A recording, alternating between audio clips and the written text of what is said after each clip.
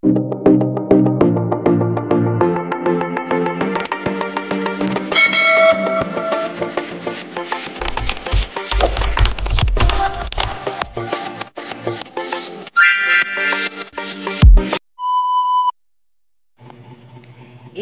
ang iyong mga mata at sampitin ito ng 3 beses at mababaliw siya sa sobrang pagkamis sa iyo.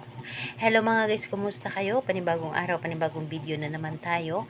And sa araw na ito ay isa na namang video ang aking tuturo sa inyo na simpleng gabay o simpleng pamamaraan na makakatulong sa atin. At bago ang lahat, gusto ko lang mag-disclaimer sa mga taong hindi naniniwala at hindi gusto mga kagaya nitong video. Please skip this video and maghanap kayo ng videos na gustong gusto nyo, dahil ang video na ito ay para lamang ito sa mga taong naniniwala and gusto mag-try.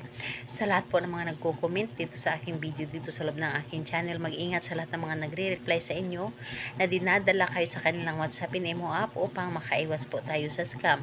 Ngayon po ituturo ko sa inyo paano siya mababaliw sa sobrang pagkamis sa inyo. Ito ay pwedeng gawin sa parehas ng kasarian, babae ito babae and lalaki ito lalaki, and syempre naman sa ating babae at lalaki na mag-partner. And pwedeng mo itong gawin kahit na kayo ay magkalapit at magka-LDR sa isa't isa. So dito po is wala tayong ibang gagamitin o wala tayong kakailanganin kundi sarili lamang natin na kailangan handa tayo at hindi tayo nagdududa sa ating dapat na gawin, at buo ang loob, tiwala at paniniwala dapat ang paggawa nito. So ngayon po ay gawin mo ito bago ka matulog sa gabi. So gawin mo ito bago ka matulog sa gabi, and ayun po, pwedeng nakahiga ka, pwedeng nakaupo, basta bago ka matulog sa gabi. And sisiguraduhin lang po ninyo na tahimik ang paligid, dahil mas maganda na gumawa tayo nito yung tahimik ang paligid para mas makapag-focus tayo sa ating dapat na gawin at mapapagana natin ang ating isip.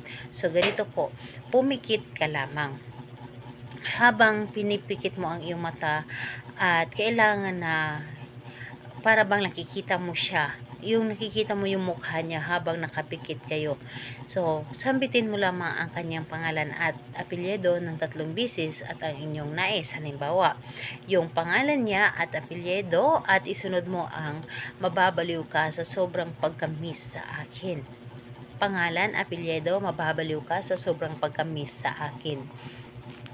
Hanggang 3 beses mo itong sambitin.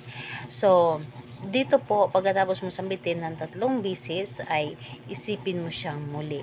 So, asahan po ninyo na ang taong ginawa nito ay sobrang kakabahan siya at lagi kanyang mamimiss, yung tipong hindi siya mapakali na hindi kanya makita, dahil gugustuhin niya na lagi kanyang makasama o lagi kanyang makita. So dito sa kahit anong araw, pwede mo siya itong gawin at oras, basta sa gabi lamang, dahil sa gabi is mas mabilis ang bisa nito, lalo na kapag tahimik na ang paligid.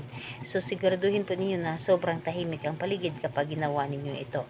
So ayun po, salamat po sa inyo. Bye bye everyone, God bless us all.